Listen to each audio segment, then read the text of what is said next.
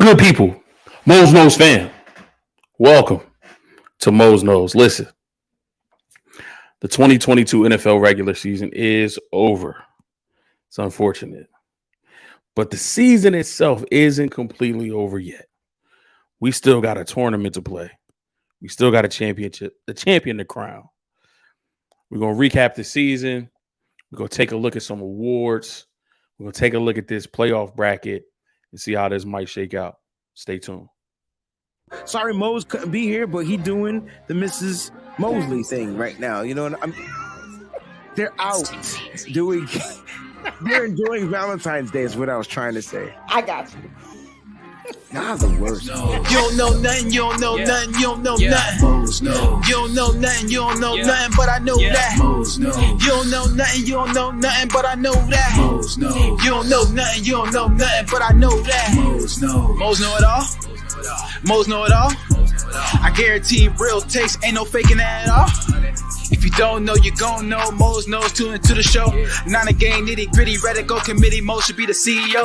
Too solid, too real, too 100. I'ma keep it real when you don't. Just that real gold talk. 24 karat words.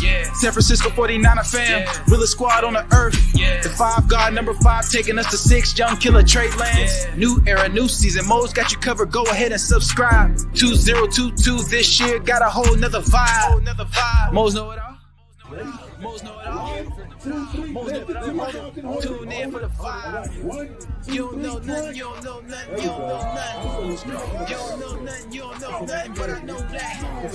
You don't know nothing, you don't know nothing, you don't know nothing.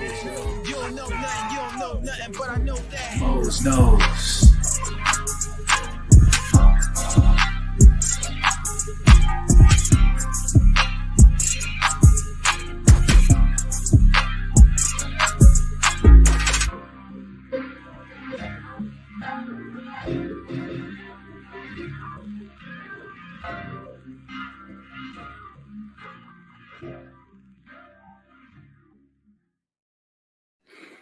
Listen, what an NFL season it was.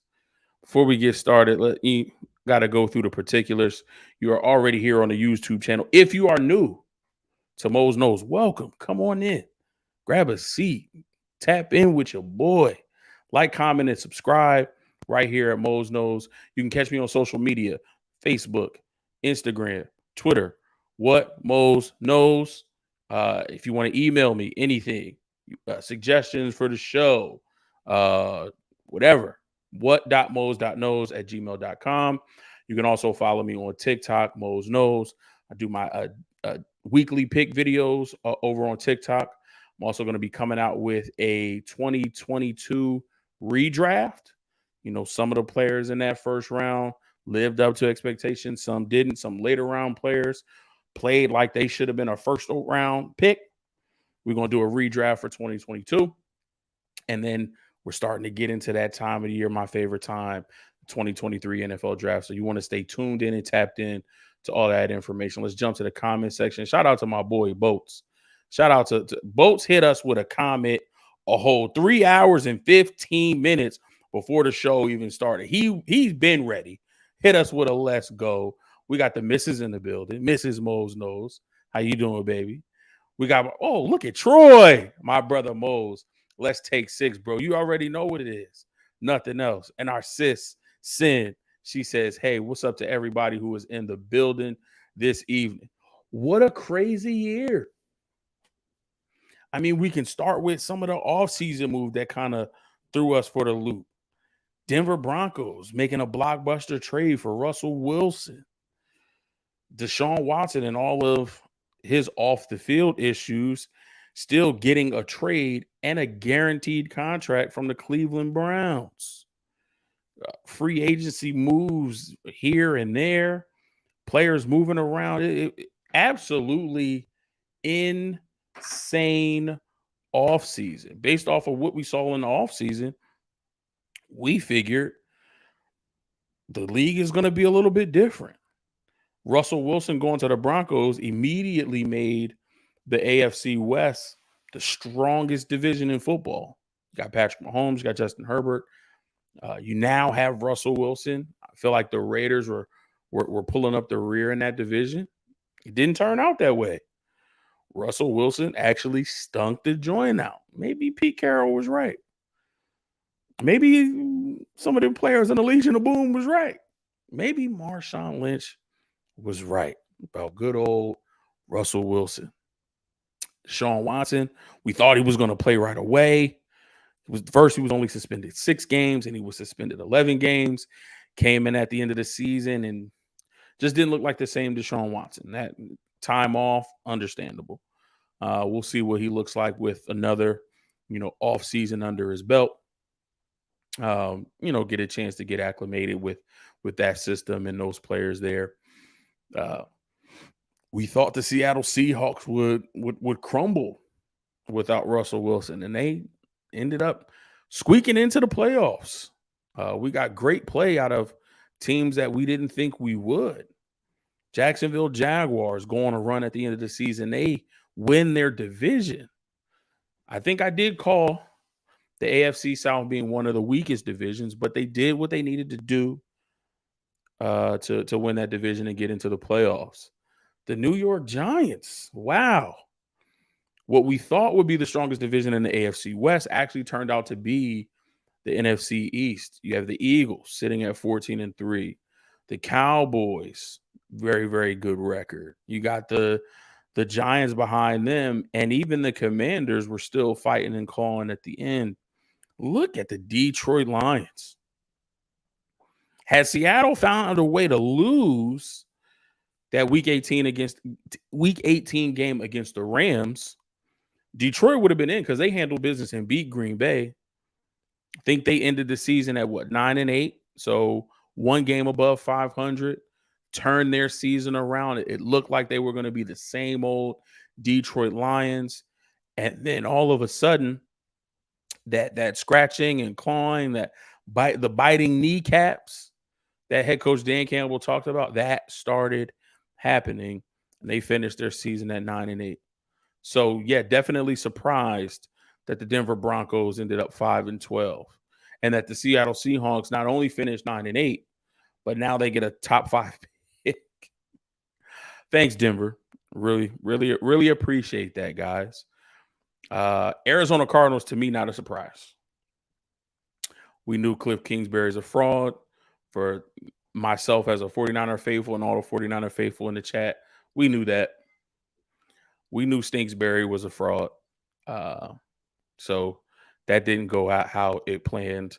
At the NFC South, 3 teams at 7-10, 1 team at 8-9, a team with a losing record made it into the playoffs. And of course, it's a team led by Tom Brady.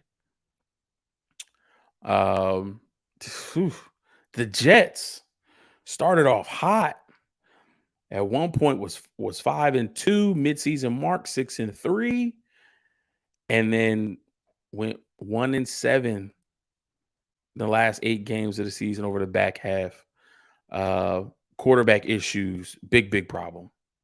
Big problem. I think that's an area that they need to figure out.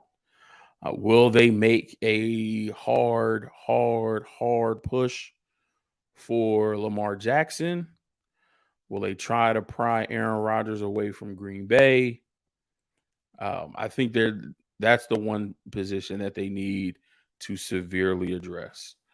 Their defense isn't quite strong enough to outplay and to, keep the reins going while the offense isn't, thriving and able to sustain drives and put points on the board. So they need to address that quarterback position. They tried to address it with Zach Wilson. MILF Hunter Zach. He's not it. Not it at all. Indianapolis Colts, surprising team. I expected them to be better. Injuries, also quarterback position, have them at 4-12. So that was a tough one there too. Teams that we expected to do good. Kansas City Chiefs, of course, Buffalo Bills, Cincinnati Bengals, my San Francisco 49ers, Minnesota Vikings, expected them to be good, not this good. 13-4 is absolutely amazing for them. Offense went crazy this year. Philadelphia Eagles made a move to get A.J. Brown, one of the best preseason acquisitions, I feel like, that really paid big dividends, added some pieces on that defense. They played outstanding football. Dallas Cowboys 12-5. That's mediocre for them. Chargers a little bit disappointing. They were 10-7, so there's 3 games above 500, but we expected them to play better. Now, injuries, particularly on the defensive side of the ball, Joey Bosa being out majority of the year, losing J.C. Jackson, your big free agent acquisition at corner. Rashawn Slater went down, bona fide stud at left tackle. So injuries definitely played a part. Keenan Allen missed some time. Mike Williams was down. So I still want to see this team relatively healthy through a season to see what their potential is. They have a great quarterback in Justin Herbert, great running back in Austin Eckler. They have the pieces. It just wasn't their year injury wise. But Green Bay, surprise, 8-9. You have Aaron Rodgers. The defense was pretty solid. They did lose Zadarius Smith. I feel like he was a key in that pass rush. That kind of dropped down a tick offensively without Devontae Adams. Aaron Rodgers was struggling to find his way and who his go-to receiver was. I feel like he found that in Christian Watson, but that was a little bit, in the back half of the season, a little too late. So yeah, all in all, this was a crazy, crazy season. We saw we saw 2 different ties this year. I think Indy and Houston was the one, and then Giants and Commanders were the other one. 2 different ties this year. Just crazy, crazy things happening.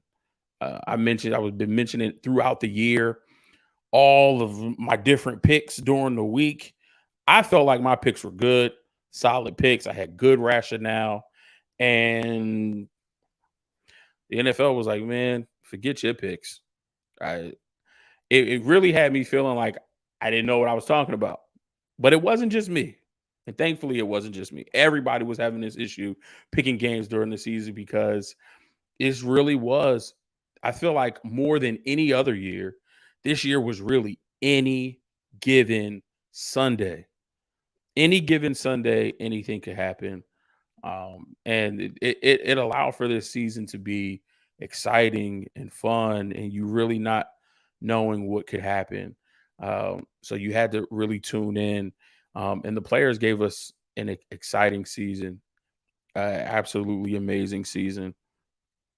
Moving into, let's jump into some awards. We're going to make a case for some of these players. Now, awards have not been given out. I believe NFL Honors is the week before the Super Bowl. So that break that the teams get prior to the Super Bowl, I believe NFL Honors is that week. So we will take a look and see. Troy says, crazy how the season flew by. It flew. It flew. And it's just one of those things where you can't wait all year for September to come. And then once September gets here, it's just like everything fly by. September gets here, kids start school, they get through their first month, and we're already at October. At the end of October, we have Halloween. Then after you get through Halloween, it's Thanksgiving. After you get through Thanksgiving, it's Christmas. After Christmas, it's New Year's. And you're at the end of the season already. So I felt like with everything outside of football, that flew, and it just made the football season fly as well. Troy says, let's not downplay Seattle this Saturday. All gas, no breaks, 1,000%. Ice Niner, appreciate you for tuning in. He says, I stopped betting because this season was so weird. Yeah, I just make my picks for the content. I don't put any money down. I got 4 kids to feed. I can't lose money on teams not doing what they're supposed to do. So I'm a 1,000% with you, Ice. Let's end the game. Let's end the season on a 14-game winning streak. You already know it. Amateur Draft Scout is in the building. Mose with the salute. Listen, Amateur Draft Scout, hit me on the DM on Twitter. We might have to do some things when it comes to the draft and, putting some things together, some mock drafts. That's what I do. That's what I love over here. So if we can collaborate and put some things in motion and do some stuff together, I would love to do that. Welcome that. Hashtag take 6. Let's do it. We got to take it. It's not going to be given to us. It's not a 49er show, y'all, but y'all know what we talking about. All right, let's jump into some of these awards. First award we're going to start with is Comeback Player of the Year. Now, there are a few names that I saw on this list for Comeback Player of the Year, and a few players that I thought of, based on some recent events. And I'm going to start this off by saying, no, I'm not biased. To me, Comeback Player of the Year is somebody, when you come back to something, that means you were there already, you left, and then you came back. Come back. Right? That, to me, that's what Comeback Player of the Year is. Shout out to the sis Panama Queen with the wave. How you doing? Thank you so much for tuning in. Comeback player, that's what it means to me. You have to have arrived, left somewhere, and then came back.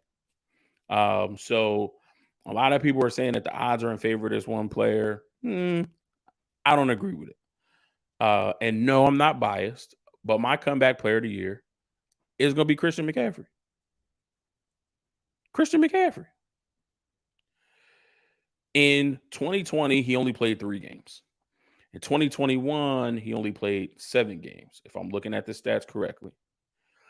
In 2017, in 2022, so 2023 games, 2021, 7 games. So a total of 10 games in 2 seasons. In 2022, this season, Christian McCaffrey played all 17 games. All 17 of them. He played 6 with Carolina. He played 11 with us. All 17 games. And then he got back to the form of who we know him to be. Pulling up his stats. He had 244 rushing attempts for 1,139 yards, averaging 4.7 yards a carry and 8 touchdowns. He also caught 85 passes for 741 yards and 5 touchdowns. Don't forget, he also threw a touchdown pass this year. So he accounted for 14 total touchdowns, almost had 100 receptions, had 1,100 yards on the ground, averaging 4.7 yards per carry. I guarantee Christian McCaffrey helped a lot of people win their fantasy leagues this year because he returned to form, he stayed healthy, and when he came to San Francisco in Kyle Shanahan's offense, he absolutely exploded. Here go my cousin Terrence. And I just explained this. How in the world is Comeback Player of the Year not Geno? Because Geno, it didn't arrive, Terrence. Geno did nothing before this year. So they need to make a new category. Breakout Player of the Year. Add in a new category. But Geno Smith never had a season like he had this year. He's never done it. So comeback player means you are somebody who is established. You may have fell off, whether it be to injury, situation, whatever the case may be. You are somebody who is established, who has a proven track record of performing in this league. You've won awards before, you fell off, and then you come back and you regain previous form. To me, that's CMC. That's CMC. Now, again, Geno had a great year. He's done things in Seattle from a passing perspective that Russell Wilson has never done. But this is for Geno's first year ever producing anything. So That to me, in my logic, that's why it's not Geno Smith. Shout out to Chrissy 1687. What's up, Chrissy? Amateur draft scout. Remember people complaining that McCaffrey is injury prone? Absolutely. You play 10 games in 2 seasons, you're going to get that label. People are going to say he's injury prone. He can't stay healthy. And that's part of it. So 2 seasons, Terrence. 3 games in 2020, 7 games in 2021. That's a total of 10 games out of, when did 17 games start? Did it start in 2020 or 2021? That's a total of 10 games out of total of what? If we say 17 both seasons, 34 games, you missed 24 total games. So, I mean, that's just my thought process on it. Panama Quincy says, Mose, I remember they gave Tannehill comeback player of the year when he left Miami and had a good season with the Titans. True. I feel like Tannehill did have some solid years with Miami, at least early on, because he was unknown. He was an athletic mobile quarterback. He was the quarterback who transitioned from wide receiver. I feel like he didn't have any like dynamite blowout years, but he had some solid years in Tennessee. I mean, in Miami, and then it kind of drifted. He leaves Miami, goes to Tennessee, plays really well, and then they give him comeback player of the year. But even that, I feel like Tannehill did more than what Geno did. Like when Geno was with the Jets, Geno didn't do anything that Ryan Tannehill did. So yeah, no, I couldn't give it. Terrence says, "What about Saquon?" I feel like that is a better option. Saquon would be a better argument for comeback player of the year. He had more yards than McCaffrey. He had 1,312. Let me see how many receptions he had. He had 57 receptions for 338 yards and no touchdowns. He averaged 4.4 yards a carry, so 0.3 less than McCaffrey on 51 more rushing attempts. He did have 10 rushing TDs. That's 2 more. But again, McCaffrey had the passing touchdown. He also had the 5 receiving touchdowns. So yeah, Saquon could be a better argument. So I feel like it would be between those two. It would definitely be between McCaffrey and Barkley for comeback player of the year. I just think what McCaffrey has done to elevate a football team that was already looked at as having a dynamite weapon at every single one of the skill positions, him coming in and being able to elevate that and to continue and raise his level of play, especially after 2 straight seasons of playing less than 8 games, 7 games or less. I got to give it to CMC. He did his thing this year. All right, let's move on. Offensive rookie of the year. This one was tough. I feel like it's could be between 3 players. I feel like if one player didn't get injured, I think it would have been his outright. And so I think as football fans, it's disheartening that we didn't get to see it. Obviously, Breece Hall tore his ACL. But I feel like a Jet was getting this anyway. I have to give it to Garrett Wilson. Offensive rookie of the year, Garrett Wilson. 83 receptions for a total of 83 receptions, total of 1,103 yards, averaging 13.3 yards per reception. His target 147 times, and he caught 4 touchdowns. I feel like he was part of the reason early on that this Jets offense was moving the ball and allowing them to stay in games and win games. Obviously, the quarterback play, fluctuated with Zach Wilson, Mike White, Joe Flacco, going through three different quarterbacks, and neither of them possessing the type of skill and talent that you need to at least operate the offense. The Jets have even, fired their offensive coordinator, Mike LaFleur. So he got a couple places he can go. He can go to Miami with, of course, he can go to Green Bay with his brother, Matt. He can join his staff. He can go down to Miami with Coach Mike McDaniel, his former running mate in San Francisco, or he can come back under Kyle Shanahan. So it depends on what situation he wants to be in. But I feel like offense was very stagnant after the loss of Breece Hall, but Garrett Wilson was the constant. I feel like you could give this award to Chris Olave. You could give this award to running back Kenneth Walker III from Seattle. The way he stepped in and he was running the ball, I feel like he had a burst like mid-season where it was like 3, 4, 5 game stretch where Kenneth Walker was absolutely killing it, but then he kind of tapered off. He ran into that 49ers defense a couple times. He ran into some other defenses that figured out a way to slow him down. So he had like a pocket that like he really exploded, but not anything consistent throughout the 17-game season. I feel like the only two consistent rookies were Garrett Wilson and Chris Olave. So they're 1A, 1B.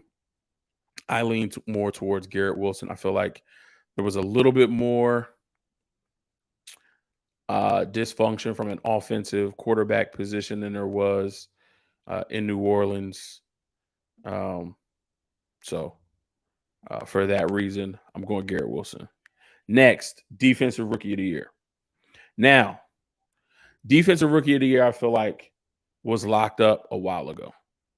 I feel like later on in the season, as he continued to accumulate stats, I feel like this player made an argument for himself. And I could see if maybe some of the voting has changed. But I feel like with this guy being a number one corner, locking down absolutely everybody he's faced, not giving up many. I think he only gave up one touchdown this season. I gotta pull the specific numbers. But as a rookie, this kid is an outright Pro Bowler. 75 total tackles, 51 solo, 24 assisted. He had 2 interceptions. He was a absolute shutdown corner on the outside for this Jets defense. Everything that Robert Saleh was looking to do when he selected this young man at the top of the first round, he absolutely lived up to the bill. Again, Aiden Hutchinson, the way he has played as of late, accumulating the sacks from a defensive end position. He has 3 interceptions. What he did to help lead this Detroit defense, he's definitely in the conversation. But I feel like all of Sauce's numbers, I mean, he's sewn this up. He locked down this award early in the season, and I feel like the voters who vote on this, they saw his play, they saw how much of an impact he made, and I don't think it changes. We got my brother John V in the building. What's going on? Boats made his way back in the building. Shout out to Boats. Hey, Boats, I told everybody you were the first one in the chat a whole 3 hours and 15 minutes before the show started. So kudos to you. Much respect. Thank you so much for jumping in and leaving that comment. We showed you some love and glad we got you back in the building. All right. Moving over to Offensive Player of the Year. There's a couple names that could have been on this list too. I think the voters are going to have, a difficult time going through these. Now, I didn't have a difficult time. I can understand why somebody else might. But I know it's only this year, But if you also look at his body of work since he's been in the league, I think that has to have a small factor, even if it's 1 or 2%. What he has been able to do up until this point, and then the fact that he's able to meet and exceed those goals and those numbers and the things that he's already done. My offensive player of the year is Justin Jefferson. Absolute amazing year. Now, at a point, it was Tyreek Hill. He was going off.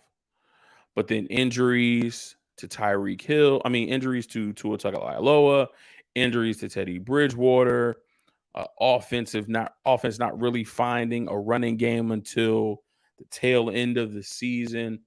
You know, Tyreek Hill's numbers and, you know, the consistency at which he was putting out 8, 9, 10 catch games, you know, it started to take a dip. Justin Jefferson probably has the catch of the year. And probably it's the best catch since Odell. He's still only 23 years old. Like it's absolutely insane what he was able to do this year. 128 receptions, that's first in the league. 1,809 yards, that's also first in the league. 8 touchdowns. He also had a rushing touchdown, 4 carries, 24 yards, and a rushing touchdown. So leading the league in receptions, leading the league in receiving yards, you know, accounting for 9 total touchdowns. Did he pass for one this year? Let me take a look at these stats. Did he pass for a touchdown too? I don't know why I'm thinking he did. No, he had 2 passes this year. He completed both of his passes, so he's 100% completion percentage for 39 yards, averaging 17, long of 23, no touchdown though. So, but he has a quarterback rating of 118.8 and a QBR of 94.8. If that don't scream offensive player of the year, I don't know. Now, Tyreek Hill could be one of those names on that list. Josh Jacobs, can't disrespect Josh Jacobs. He had an amazing year running the football, leading the league with, I believe, 1,628, 38 yards. Oh, 53, 1653. 1653, 12 touchdowns on the ground, 50 catches for 400 yards. He fumbled 3 times, lost 1. But Josh Jacobs definitely can stake a claim to this award. So could Tyreek Hill. But I feel like Justin Jefferson just cemented, you know, his name in that award slot for Offensive Player of the Year in 2022. Next, Defensive Player of the Year. Don't argue with me. Nick Bosa. Lead the league in sacks, 18.5. Dude is a difference maker. Number 1 in pressure rate. Number 1 in QB hurries, QB hits, whatever it is that. Insane. 41 total tackles, 13 assists, 10 assisted. No, 51 total tackles. I'm sorry. 41 solo, 10 assisted.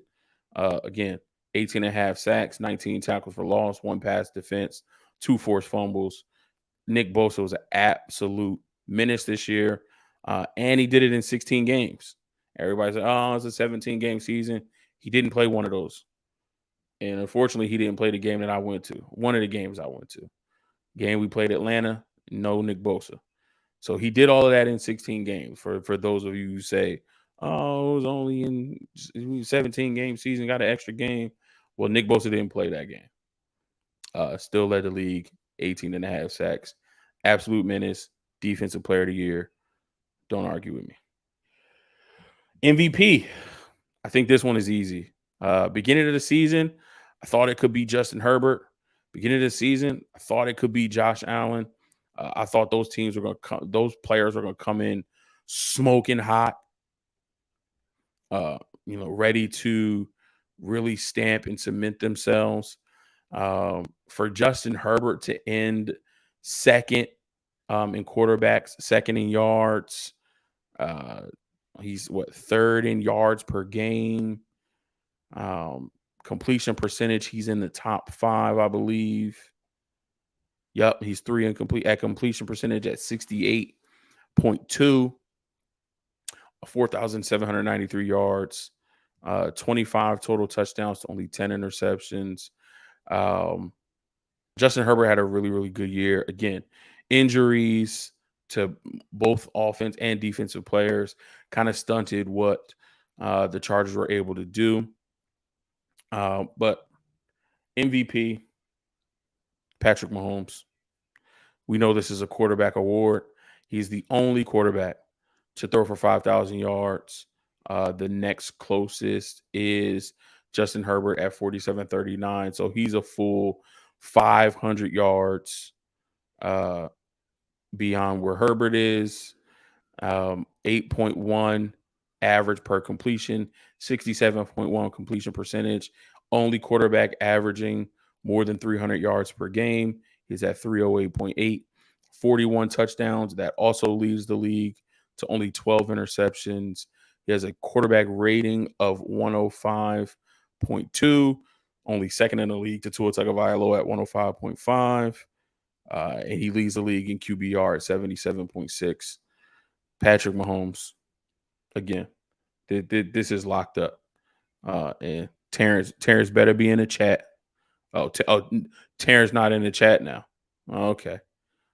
He had an issue with my CMC, but Terrence quiet in the chat when I show love to Patrick Mahomes. Yeah, okay. All right. It's this guy, man. This guy. Shout out to Hurricane 774 in the building. He has Mahomes as well. Absolutely. Terrence, he said, I'm here. Yeah, you bet. Yeah, you better show up in the chat when I show your Chiefs some love. Yeah, so my homeboy. It is what it is. Coach of the year. Let me pull my stats up. Let me pull my numbers up. Gotta have my numbers. Gotta have my stats. Where's my tab at? I believe it's this one. Yeah, there we go. This what I wait. No, I want which one? Where? All right, we'll stay with this one. Yeah, we'll stay with this one. All right, yeah, this one I want. Okay. Coach of the year. A few candidates for this one. We talked about Dan Campbell and what he was able to do in Detroit.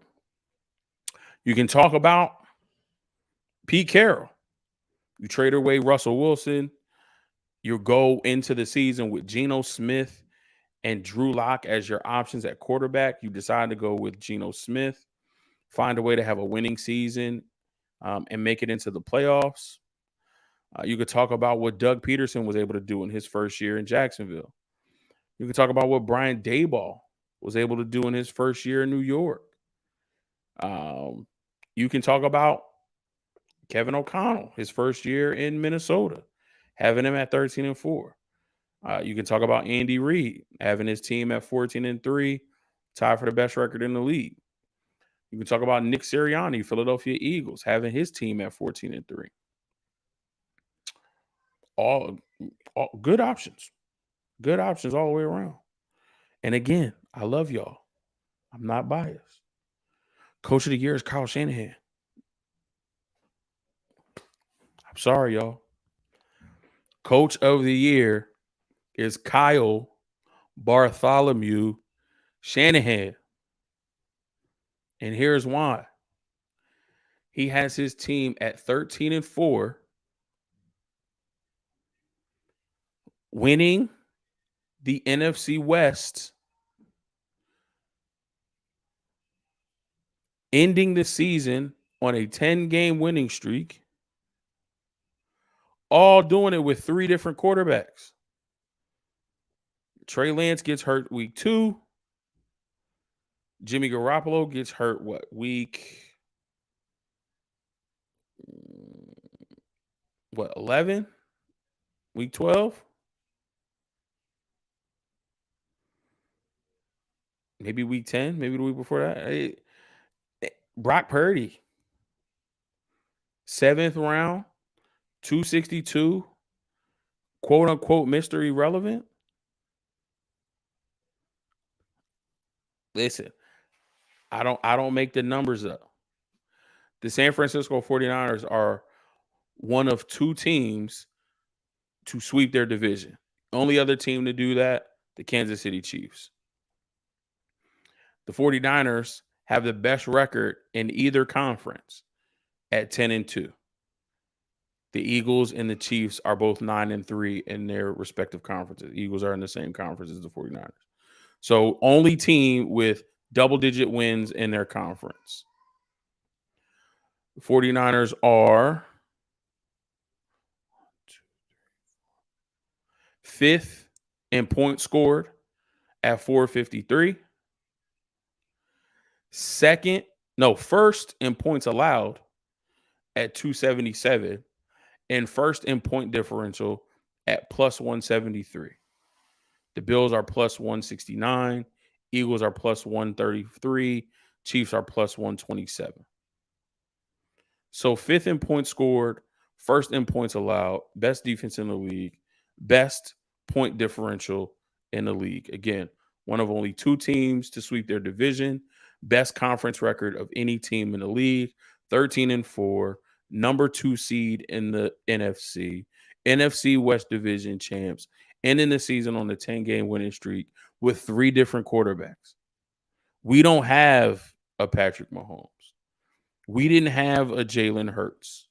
We didn't have a Justin Herbert or a Joe Burrow or a Josh Allen or a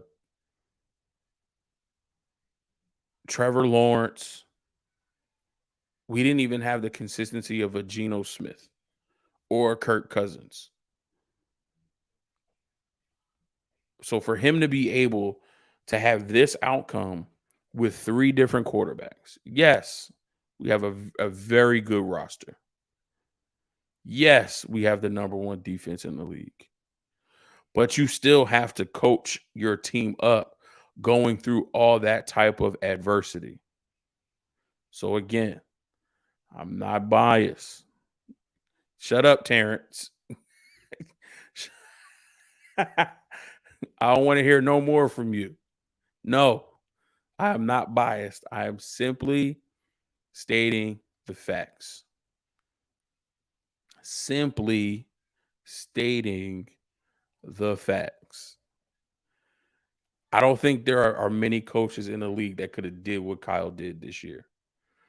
For that reason, he's my coach of the year. I do agree. Somebody said it up here. John V. It'll either be Dayball or Sirianni. Yeah, the Giants weren't expected to do what they did, so they very well could give it to Dayball. I mean, Nick Sirianni had the best team in the league for the first 15 weeks of the season. You know, they lost weeks 16 and 17 and then 1 and 18. So for the first 15 weeks of the season, he had the best team in the league. You know, up until week 16, they had only had 1 loss. So they very well could give it to Nick Sirianni. But I think you definitely do have to account for everything that Kyle has had to overcome. It's still having his team at 13-4, being the hottest team to end the season, winning 10 in a row, and doing it with a 7th round quarterback who also, let's keep it 100, he doesn't fit the quote unquote mold of what an NFL quarterback is supposed to be. He's 6'1", 200 something pounds. He's relatively small. Now he's not, Kyler Murray, Tua Tagovailoa, but 6'1", he's still relatively small. So from a height, weight, speed perspective, which we're going to get into soon with the offseason and the draft and the underwear Olympics, and combine, all that stuff, he doesn't fit the measurables. He's not tall, doesn't have a strong arm. He's not Josh Allen. He's not Joe Burrow. He's not Pat Mahomes. He's not Justin Herbert. He's not any of these guys. He's not Trevor Lawrence, 6'6", 225 with a rocket arm. He's not that. So I think all of that has to be taken into account. Sweeping your division, best conference record of any team, top 5 in points scored, number 1 in points allowed, number 1 in point differential. You gotta give it. You gotta give it up for Shanny. Gotta give it up for Kyle Shanahan. That's my end of the season awards. We are going to come out of that. Let's drop this down real quick. And then lastly, before we get out of here, let's jump into this playoff picture. I'm excited because this is win or go home. This is truly win or go home. So here's our playoff picture. Obviously, we have the Chiefs. We have our Eagles. Now, I'm still going to do my picks video for the wild card round. I'm probably going to keep going just for the sake of this, to kind of give you my thoughts. So my picks, not for the wild card round, but my picks for the divisional round may change based off if there's changes with this wild card round. But we'll do this, every week after each round, leading up to the Super Bowl. We'll preview the Super Bowl, all that kind of good stuff. So let's go in order of the playoff schedule. So we got Saturday, 4:30, Niners Seahawks. Y'all don't even. Again, I'm gonna say what we've been saying in 49er land. We are not, I repeat, we are not going to overlook or downplay our opponent, the Seattle Seahawks. However, I feel like we are too strong of a team. I think we're too hungry of a team. And we dislike this team very, very much. So in our quest for our 6th Lombardi trophy, it could be anybody else. Maybe not the Cowboys. I know we got to axe the grind against the Chiefs. Terrence, don't say nothing. But it anybody else can knock us out. It can't be Seattle, right? Like it can't be them. But I have us winning, fairly handedly. What was it earlier today? My brother Breezy's show. I said the game is going to be 34-17 Niners. That was my score prediction. So I'm going Niners in the first game of Wild Card Saturday. Second game, Chargers Jacksonville.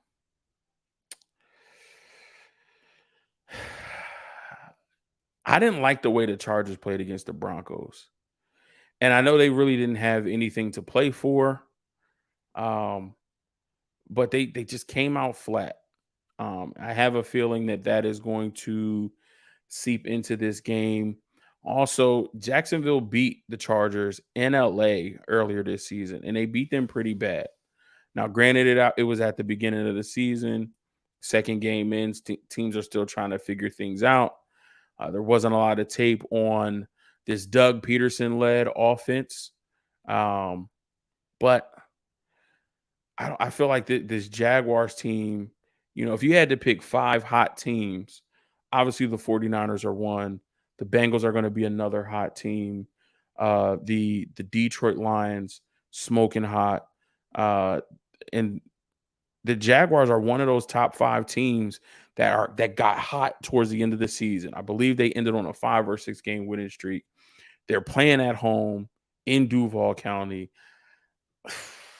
I like the Jags. I'm sorry. I like the Jags here. And it sucks because I like Justin Herbert. I want to see him do well and succeed. I feel like the Jaguars are just ready. Yes, Terrence, the Mike Williams injury, that doesn't help either. So there's a lot that's going into this game, and I feel like it's right there for the Jags to win. It's right right there. Okay, moving over to Sunday's games. We got Miami at Buffalo. No Tua, no Teddy Bridgewater. They're rolling out Skylar Thompson. We don't have to spend too much time. That's Buffalo. That's where I'm going for that matchup. Next game on the docket, New York Giants and Minnesota Vikings. This is probably the toughest game for me to call. The last time these two teams played, we needed the Giants to get a win to help us secure the number 2 spot. Minnesota had this game early. The Giants were able to fight and crawl back. They tied the game up. Minnesota wins on a 61-yard field goal. I feel like this is going to be another really, really good game.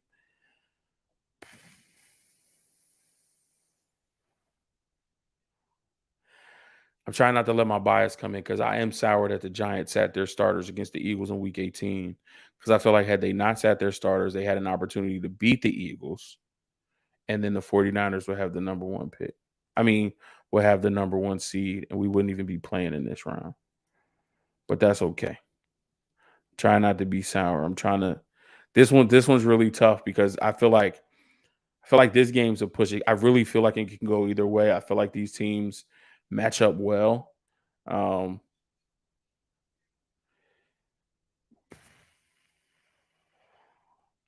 Both first-year head coaches. Kevin O'Connell has a Super Bowl with the Rams from last year, so he's been here, done that. Dayball took his team all the way to the NFC Championship, so they're kind of this one is really a toss-up. Something in me wants to go Giants, but then something in me wants to say Minnesota. Listen, I got my cousin Terrence in here. If he not going to join live, I feel like my cousin Devin is going to watch this later. Family ties. I got to go Vikings. Family ties. Cowboys, Bucks. I'm going Bucks. I'm not even wasting time on that. Tampa Tom. But see, Bolts has NY over Minnesota. That one's tough. Tony Montana has Vikings versus Niners, so he's got the Vikings winning. John V also has Minnesota. Tony Montana says Jefferson going to smash the Giants. Terrence, it does. I think that's the only game of Wild Card Weekend that has upset written all over it. The only game that has upset written all over it. You are 1,000% correct. I was talking too much about the Giants. I jumped ahead. But yes, Hurricane. Lamar is not playing. So this is an easy one. I'm going Bengals. Now, what kind of sick and twisted world do we live in that would pit the Bengals against the Bills again after what happened on that Monday night game? Again, all thanks, praise, and glory to God or whoever it is that you believe in. Thoughts, prayers, well wishes. Everything was sent the way of safety Damar Hamlin. He is recovering. He was released from the Cincinnati hospital, made it back to Buffalo, checked in there just to continue to be monitored to make sure that he's good. He was able to FaceTime his teammates, give them the guns up emoji, a salute, the sign. He was able to throw that up for them. So absolutely amazing.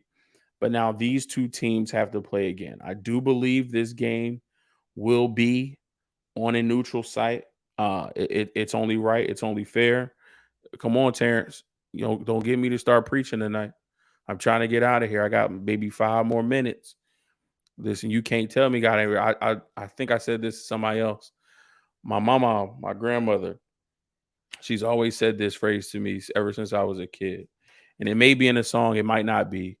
But she always used to say, "You can't make me doubt him. I know too much about him." And I know about him in my personal life, but seeing what happened to that young man and seeing that he is able to open his eyes, he's able to breathe, he's able to smile again, he's able to hug his mom again. He's at some point he's going to be able to be back in that locker room, even if he doesn't, put the shoulder pads on and lace up his cleats. He'll be able to be in that locker room with his brothers, and hopefully it's in this playoffs. Hopefully he'll be able to be on the sideline and he'll be able to. I'm hoping, if the Bills are able to move on, I'm hoping that he's able to run them out of the tunnel, whether it's for the divisional round game or the championship game. I'm hoping that he is able to do that with his team. Shout out to our sis, Jacqueline Knox. God is good all the time, and all the time, God is good. All right, so now we got our divisional picture laid out.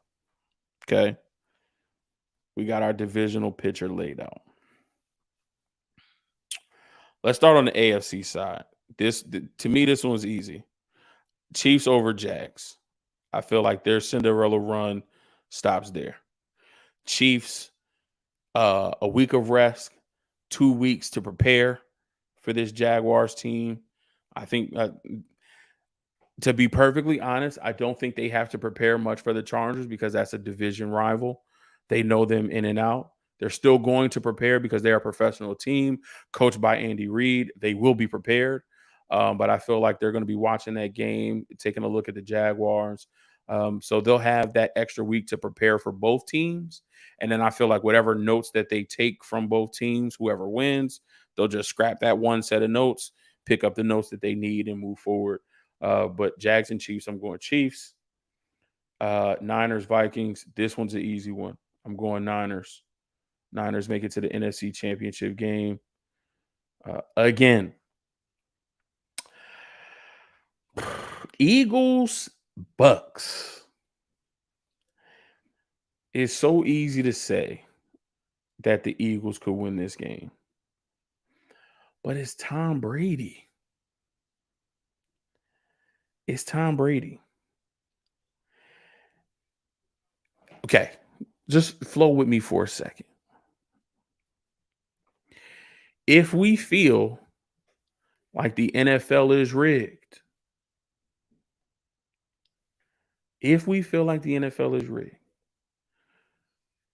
will they want to see this Eagles offense versus the number one defense? Or are they going to want a rematch of Brady versus Purdy?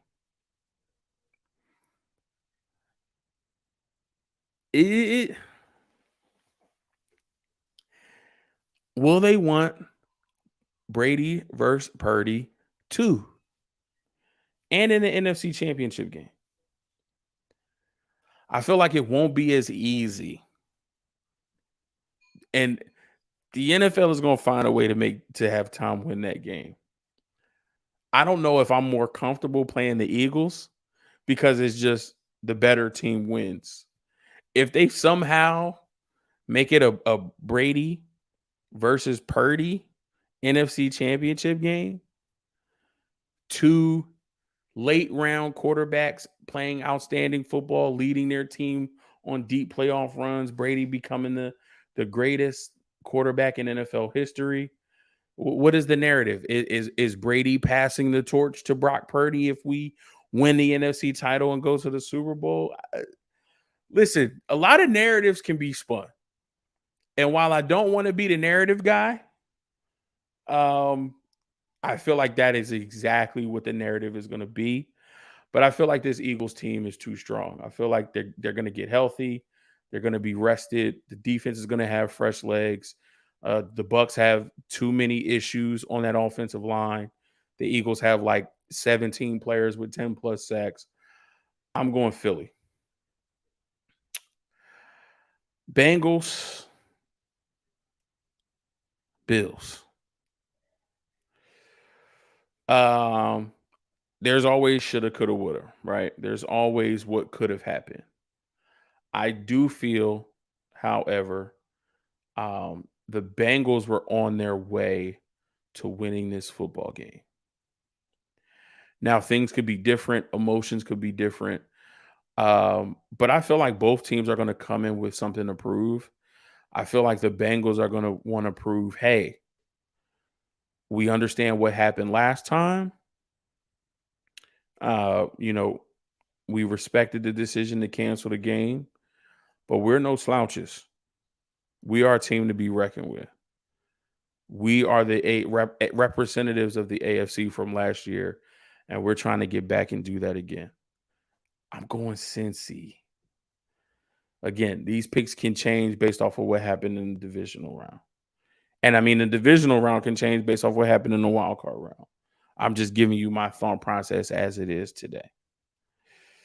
From here, I mean, here's probably the only bias that I'll say I'll have. I'm going Niners over Eagles. I'm sorry. Say what you want. Argue with somebody else. The narrative has been Cincinnati has beat Kansas City 3 times in 2022. Can they beat them before? Well, technically it's not 2022, it's 2023. It's a new year. I wonder if the Chiefs will use that again. I just think the Bengals match up with the Chiefs really, really well. And I think if there's anybody that is the Chiefs' kryptonite, it's Cincinnati. I'm going with a old Super Bowl rematch. I'm going Bengals-Niners. Going Bengals-Niners.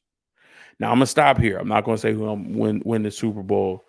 I'll save that for when we actually get down to who wins the NFC Championship, who wins the AFC Championship, and we have a whole 45-minute, hour-long show about the Super Bowl, about those two teams, the road it took for them to get there, making my Super Bowl prediction. I'll do all of that down the line.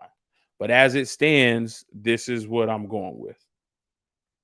But just to recap, in the divisional round, I'm going Jags over Chargers. I'm going Bengals over Ravens. Bills over Dolphins. Buccaneers over the Cowboys. Vikings over the Giants. And 49ers over the Seahawks.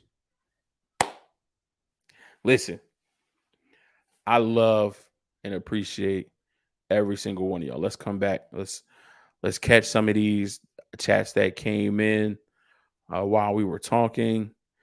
We got Hurricane. If the Jags beat the Chiefs, that will be the biggest upset in the playoffs. Yeah, that might be the biggest upset in a few years. I would have to take a look back at some previous playoff history, but that might be a really, really big upset. I don't see that happening, but Tony Montana says Tom Brady in the playoffs. We know he's a different animal. Terrence, can't bet against Tom. Definitely not against the Cowboys. Definitely not betting against him against the Cowboys. Tony says either way, we can beat all of those teams. I feel you. I feel like we are in a good position to beat any one of those teams. John V says the NFL needs this Purdy story. We got Jermaine Jenkins in the chat. What's going on, bro? I think the Eagles take this one. Okay, so he's got Eagles over the Bucks as well. Me too. Shout out to Philly. Philly in the building. I guess I was born and raised there. I'll never disrespect Philly, but I do not like the Eagles. Not an Eagles fan. Everyone's saying Tom is washed all year. I just think the loss of his center, I think it was Ryan Jensen. His injury in training camp changed everything. Changed everything. The offensive line has been an issue. Leonard Fournette, we know he's playoff Lenny. Regular season, he's not your go-to running back. That's why they had to transition to more of a Rachaad White running offense because he gives them more explosiveness. Fournette is your big back. He can catch out of the backfield, but he's not your primary back.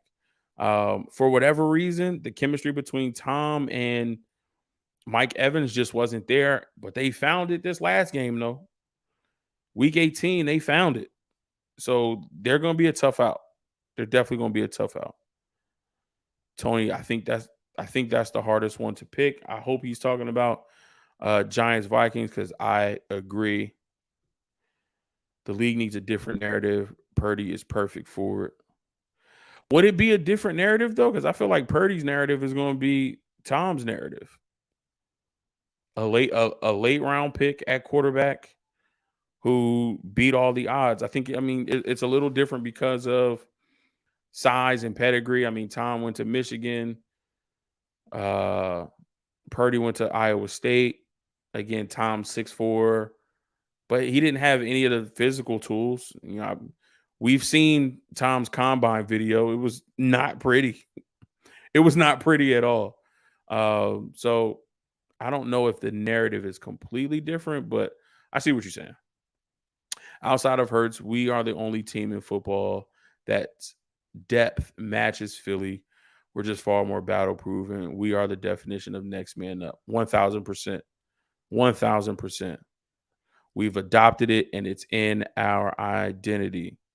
Yes, I agree. 1,000%. Jacqueline says it's going to be some upset games, but 49ers are going to the Super Bowl. Shout out to my brother Eddie G. Jimmy G can't do that. It's time for the first rookie quarterback to win the Super Bowl. Why not? Why not Brock Purdy? It's never been done before. At some point, eventually, somebody's going to have to do it, right? Why not Brock Purdy? After the playoff, Disney writers going to work on writing this picture perfect movie for Purdy. Listen, if if Kurt Warner got a movie, Brock Purdy is definitely getting a movie. Seems to me with the Bucs that something is missing from them. It is. Defensively, it's not. This is not the same defense that we saw 2 years ago against the Chiefs in the Super Bowl. Not the same defense. And I don't know if it's because Todd Bowles has had to take away from being solely the defensive coordinator and head over the defense to having to be the head coach and be in charge of everything. There's something that has to be said about that. Some of these coordinators, when they get head coaching jobs and they're not so laser focused on one aspect of what they're doing, and they have to have a more broader perspective, some areas seem to lack. And I feel like Todd Bowles and his defense kind of took a step back once he became the head coach. So there's definitely something that's missing there. Injuries on the offensive line, not a solid running game. Cade Otton came on late, but tight end play. We know what Gronk meant to Tom Brady. We know Tom Brady loves tight ends, so he hasn't had consistent tight end play. So yeah, definitely some things missing. Eric Harbison said, "What's up, Mose? What's going on, bro? Glad to see you in the building." And before we get out of here, a friendly reminder from my brother Broats to smash that like button. Guys, love and appreciate all of you, those who are tuned into the live, those who will catch the replay over on YouTube. Again, your time, your attention, you're tapping in with me to hear my thoughts and ideas and opinions about the NFL. It means the world. So thank you for spending your time, spending your electricity, your internet, all of that stuff to tune into Mose Knows. Again, love and appreciate you. We got some wild card games coming up this weekend. It's absolutely going to be an amazing weekend. We will be back with you guys next week to recap it all and to look forward to the divisional round matchups. Catch y'all later. Peace.